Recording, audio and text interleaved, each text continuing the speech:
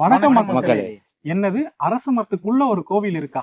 ஆமாங்க, இந்த கோவில் பாத்தீங்கன்னா காஞ்சிபுரம் பக்கத்துல ஐயம்பேட்டைன்ற ஊர்ல ஏரிவாய்ன்ற கிராமத்துலதான் இருக்கு. வழக்கமா எல்லா கோவிலுமே பாத்தீங்கன்னா அரச மரத்துக்கு அடியில தான் இருக்கும். இதை கிராமிய தெய்வங்கள்னு சொல்லுவாங்க. பட் இந்த கோயில் மட்டும் பாத்தீங்கன்னா அரச மரத்துக்கு உள்ள லொக்கேட் ஆயிருக்கு. இந்த கோயிலை சுத்தி பாத்தீங்க அப்படின்னா முனீஸ்வரன், கருப்பண்ணசாமி, அப்புறம் சப்தகன்னிகள் அப்படின்னு சொல்லிட்டு இன்னும் சில கிராமிய தெய்வங்கள் இருக்காங்க. இந்த கோயிலோட பெரிய ஸ்பெஷல் அப்படின்னா நீங்க அந்த கோயிலுக்குள்ள போகும்போதே நீங்க மரத்துடைய வேர்களையும் நீங்க பார்க்கலாம். ஆக்சுவலி இப்ப நம்ம வந்த நேரம் பாத்தீங்கன்னா கோயில சின்ன ஃபெஸ்டிவல் போல கும்பம்லாம் போட்டிருக்காங்க, நிறைய பக்தர்களும் வந்திருக்காங்க.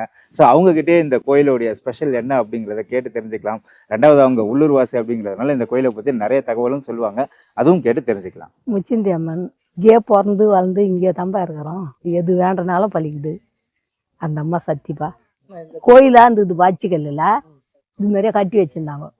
அது மேல இந்த குறிங்க பயம் சாப்பிட்டு அதுல உருவானது தான் அது. அப்படியே வேறு இறங்கி நம்ம அந்த அம்மாவுக்கு வாசிப்பிடி விட்டுட்டு வேறு இறங்கி அப்படியே அழகா வந்துட்டு நல்லபடியா நடக்கணும். வேண்டிக்கின்னு போகிறது நல்லா நடக்கும். கல்யாணம் ஆகலைன்னா கவுறு கட்டுறாங்க, குழந்தை இல்லாதவங்க தொட்டில் கட்டுறாங்க, எல்லாமே நிறைவேறுதுன்னா.